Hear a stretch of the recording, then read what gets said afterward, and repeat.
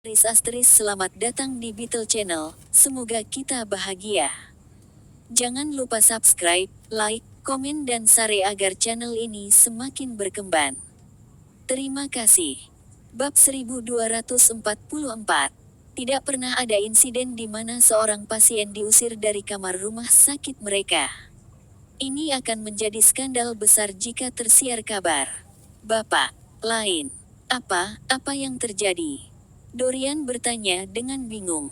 Dia tidak tahu apa yang Jasper bicarakan.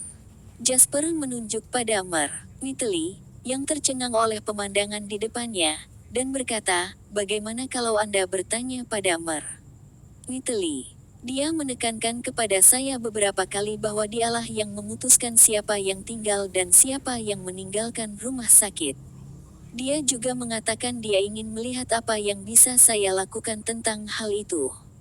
Ekspresi Dorian menjadi gelap setelah dia mendengar Jasper.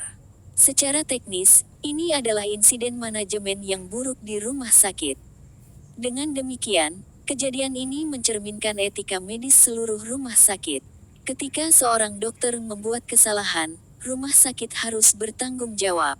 Tetapi jika rumah sakit melakukan kesalahan, maka Universitas Huffmon, organisasi induk, yang harus bertanggung jawab. Dorian memelototi Whitley dengan kasar. Namun, karena perbedaan besar antara identitas keduanya, Dorian tidak mungkin hanya mengenali wakil direktur Departemen Rawat Inap. Karena itu, dia menoleh dan berteriak, "Tolong jelaskan apa yang terjadi, Tuan Knowles." Knowles berjalan keluar dari belakang Dorian. Keringat terlihat di dahi pria tua ini. "Jelaskan dirimu, Hadwin." Tanpa pilihan lain, Knowles hanya bisa menginterogasi Whitley. Whitley hampir menangis. Tabel telah berubah terlalu cepat, dan dia belum menerima apa yang sedang terjadi. Aku tidak bermaksud seperti itu. Semua orang mengerti ketika mereka mendengar Hadwin. Orang-orang yang hadir baik dari Universitas Huffmon atau jajaran manajerial rumah sakit. Mereka dianggap sosok yang mengesankan bagi orang biasa. Mereka yang mengambil posisi dan peran seperti itu bukanlah orang bodoh. Dari reaksi Hadwin, mereka langsung mengerti bahwa Pak Lain telah mengatakan yang sebenarnya. Hadwin pasti mengatakan hal serupa. "Kamu, betapa kuatnya dirimu, ya. Anda bahkan harus memutuskan siapa yang tinggal dan meninggalkan rumah sakit ini, Knowles marah karena dia ingin tidak lebih dari menamparkan Hadwin. "Rumah sakit kami tidak mampu memiliki seseorang sekuat Anda di sini. Anda diskors dengan segera, dan saya akan menyarankan agar pemecatan Anda ditinjau di kantor admin rumah sakit." Pernyataan Knowles menegaskan masa depan Hadwin. Hadwin telah bekerja keras dan berkorban banyak untuk menduduki posisi yang sangat diinginkan ini sebagai wakil direktur Departemen Rawat Inap di sebuah rumah sakit besar seperti Mid-Mount. Dia enggan untuk memberikannya sekarang karena dia sudah terbiasa dengan manfaat yang dibawanya. Dia langsung terisak, "Tidak, Knowles, Clem. Tolong dengarkan aku, bukan itu maksudku. Ini semua salah wanita ini.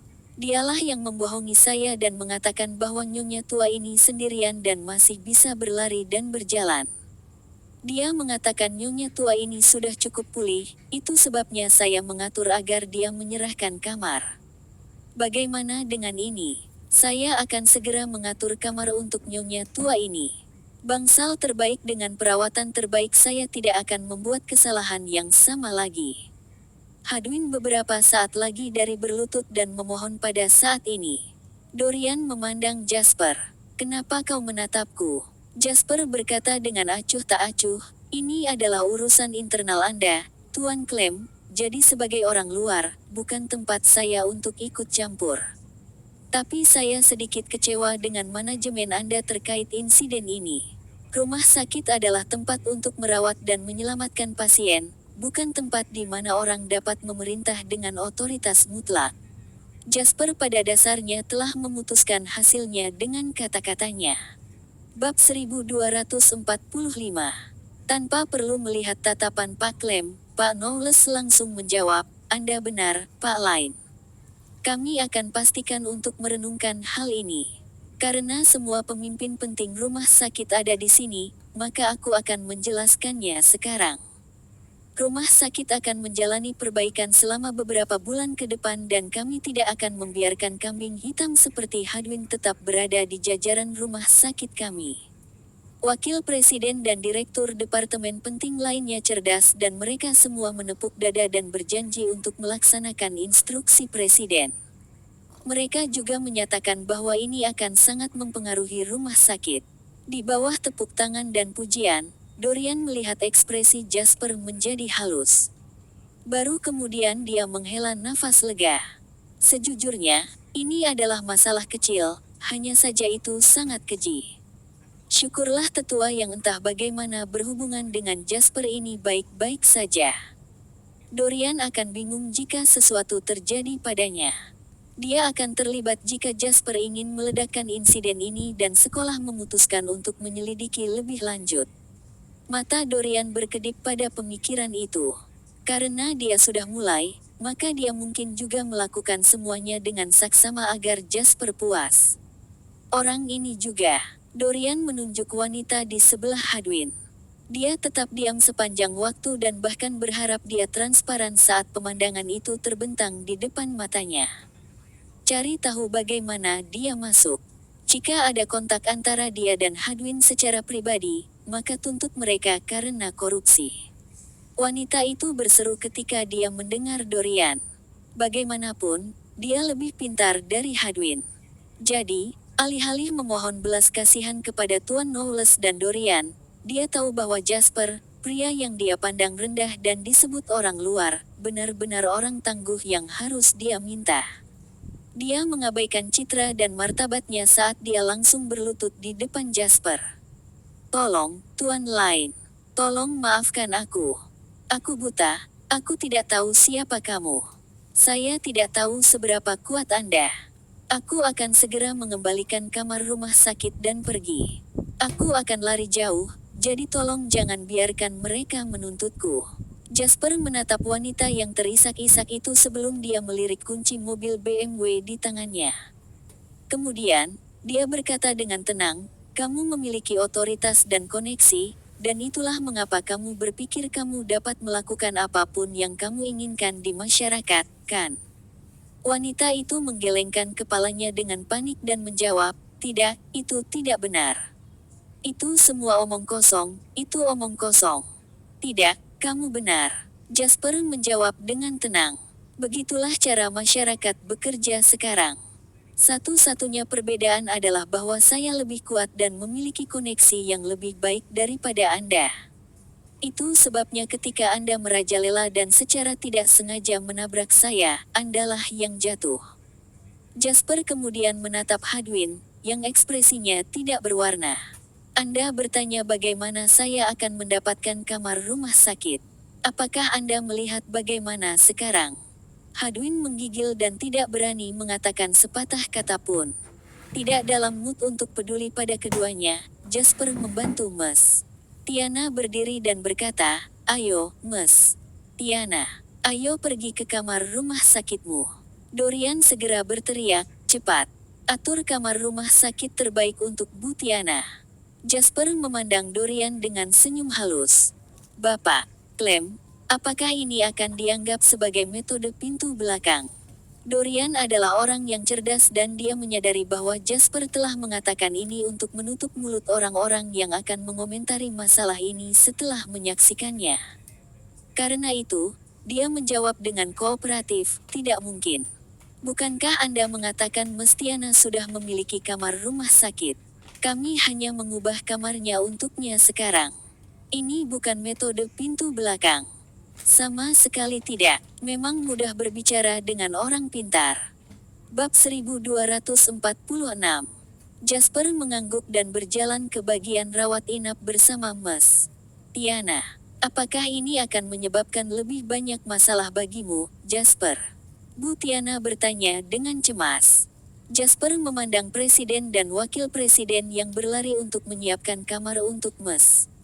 Tiana dan tersenyum, "Sesuatu yang kecil ini tidak masalah sama sekali, Mes." "Tiana, Bantuan dan koneksi diperlukan dalam banyak aspek masyarakat kita saat ini, dan ini bukanlah sesuatu yang dapat kita ubah. Namun, saya yakin situasinya akan membaik di masa depan. Yang bisa kita lakukan sampai saat itu adalah melakukan yang terbaik untuk melindungi diri kita sendiri. Tiana mengangguk dengan serius pada kata-kata Jasper. Setelah sekelompok orang pergi bersama Jasper, Hadwin dan kaki wanita itu benar-benar menyerah. Tuan Whitley, apa yang kita lakukan sekarang? Wanita itu terisak pada Hadwin. Apa lagi yang bisa kita lakukan? Hadwin sangat marah dan dia tampak seperti iblis. Ini tidak akan terjadi pada kami jika kamu tidak begitu terkenal dan kamu tidak mengejek wanita itu setelah mengambil bangsalnya. Kami berdua kacau sekarang. Kacau. Wanita itu menggigil dan berkata sambil meratap, "Paman saya adalah seorang perwira tua di Biro Pendidikan Kota Waterhoof dan dia memiliki beberapa hubungan dengan para pemimpin Universitas Hoofmond. Mungkin aku harus berbicara dengannya." "Tentang apa?" "Biro Pendidikan Kota Waterhoof hanya paling banyak bertanggung jawab atas sekolah menengah dan sekolah dasar. Peringkat Universitas Hoofmond pada tingkat yang sama dengan pemerintah kota Waterhoof City. Selain itu, pamanmu itu bahkan tidak akan dianggap sebagai kepala pelajaran jika dia ditempatkan di Universitas Hoofmond. Apakah Anda tahu siapa Tuan Clem? Dia sekretaris dekan Universitas Hoofmond. Dalam hal pangkat dan kekuasaan, pamanmu bahkan tidak memiliki hak untuk mengikat sepatu Tuan Clem. Jangankan Mer, lain, yang mungkin juga dipuja oleh Mer. Clem saat ini. Ini semua salahmu karena meremehkan orang. Salahmu." Warna terkuras dari wajah wanita itu setelah apa yang dia dengar. Jika Pak Clem secara pribadi membantu Jasper, maka presiden dan para pembantunya pun tidak berhak membantu Jasper menyiapkan kamar rumah sakit. Namun, berkat pemimpin rumah sakit ini, Tiana diatur untuk tinggal di ruang perawatan khusus rumah sakit VIP dengan para profesional terbaik di rumah sakit segera berkumpul untuk mendiagnosisnya. Rencana perawatan dibuat dalam sehari. Jangan khawatir, Tuan Lain. Para profesional telah melihatnya. Tidak terlalu bermasalah dan mudah diobati. Tidak ada bahaya yang mengancam jiwa dan dia akan dapat bergerak seperti orang normal setelah beristirahat sebentar setelah operasi. Mer Clem memberitahu Jasper di area penerimaan VIP kamar rumah sakit. Memiliki uang atau kekuasaan pada saat-saat seperti itu membawa banyak manfaat dan hak istimewa. Ruang rumah sakit VIP adalah contohnya. Kamar rumah sakit normal berisi setidaknya 3 pasien lain, di mana ruang lingkup aktivitas pasien terbatas pada tempat tidur rumah sakit kecil mereka. Namun, ruang VIP tidak hanya memiliki ruang pribadi untuk pasien beristirahat, tetapi juga ada kamar tidur untuk petugas perawatan, area penerimaan tamu, dan kamar mandi mandiri. Ada juga perawat panggilan 24 jam. Baik, Jasper mengangguk, akhirnya tersenyum pada Dorian. "Terima kasih atas masalahnya, Tuan Clem." Dorian menghela nafas dan menjawab, "Tidak perlu berterima kasih padaku. Apa yang terjadi hari ini adalah akibat dari kelalaian kami." Jasper melambaikan tangannya, tidak ingin membahas masalah ini lebih jauh, dan berkata, "Kemitraan dengan Universitas Hoofmond telah resmi dimulai, dan dana gelombang pertama akan segera tiba. Namun, saya adalah seorang pengusaha pada akhirnya, dan mendapatkan keuntungan tetap menjadi tujuan saya." Bab 1247. Oleh karena itu, saya berharap hasil penelitian dapat segera dihasilkan. Dorian mengangguk dan menjawab dengan tegas, "Jangan khawatir, Tuan Lain. Tidak hanya universitas kami akan melakukan yang terbaik, tetapi para pejabat di Swallow Capital juga sangat mendukung kami. Kami dapat meminta Swallow Capital untuk dukungan teknis pemerintah ketika saatnya tiba. Mempertimbangkan semua ini, saya yakin kami akan dapat memberikan hasil yang baik sesegera mungkin." Jasper dan Dorian mengobrol selama 30 menit lagi sebelum yang terakhir harus pergi. Dorian memiliki urusan yang harus diselesaikan, jadi dia bangkit dan pamit setelah mereka mencapai kesepakatan. Jasper tidak menahannya dan mengantarnya keluar dari kamar rumah sakit sendiri. Jasper kembali ke kamar pasien dan mengeluarkan sebuah apel dari keranjang buah yang dikirim oleh wakil presiden rumah sakit. Mengupas kulit apel, canda Jasper. Betapa pentingnya kita, Bu Tiana. Pasien lain datang ke rumah sakit dan memikirkan cara untuk memenangkan hati para dokter, sementara wakil presiden sendiri membawakan buah untuk kita. Tiana bersandar di kepala tempat tidur dan memberitahu Jasper dengan lembut, semua berkat Anda. Jasper melihat betapa sehatnya Mes. Tiana muncul, dan berinisiatif bertanya, Mes. Tian, bagaimana dengan anak-anakmu? Ekspresi Mes. Tiana berubah dan dia menjawab setelah menghela nafas, tidak ada gunanya membicarakan anak yang tidak berbakti itu. Katakan saja padaku. Jasper memberikan Mes. Tiana apel kupas. Saya mendengar bahwa dia sangat membuat Anda marah sehingga Anda harus dikirim ke ruang gawat darurat rumah sakit. Tiana menjawab dengan sedih, dia bilang dia terlalu miskin dan dia tidak mampu membayar biaya sekolah anaknya. Saya memberinya rumah lama saya dan dia bilang itu tidak cukup. Dia tahu bahwa saya mengelola uang dari yayasan, jadi dia ingin saya mentransfer uang kepadanya secara diam-diam. Tidak mungkin aku melakukan hal seperti itu. Aku langsung menolaknya, tapi dia tidak akan meninggalkanku sendirian. Betapa malangnya memiliki anak seperti itu. Bicara tentang iblis, pintu kamar rumah sakit didorong terbuka dan seorang pria muncul di pintu kamar pasien. Mama, mengenakan jas dan tampak seperti pegawai yang serius, dia berteriak pada Mes. Tiana dari pintu masuk ke kamar. Tiana tertegun sejenak sebelum dia menjawab dengan muram, jangan panggil aku ibu. Aku tidak punya anak sepertimu. Jasper adalah orang yang ada di sisinya saat masa-masa paling sulit. Jasper tidak hanya menyelesaikan banyak masalahnya, tetapi terlepas dari status dan perannya sebagai pemilik bisnis besar, Jasper bahkan datang untuk mengurusnya sendiri. Belum lagi Jasper sangat bersemangat dalam hal amal. Bersambung, terima kasih telah menyaksikan dan mendukung channel ini.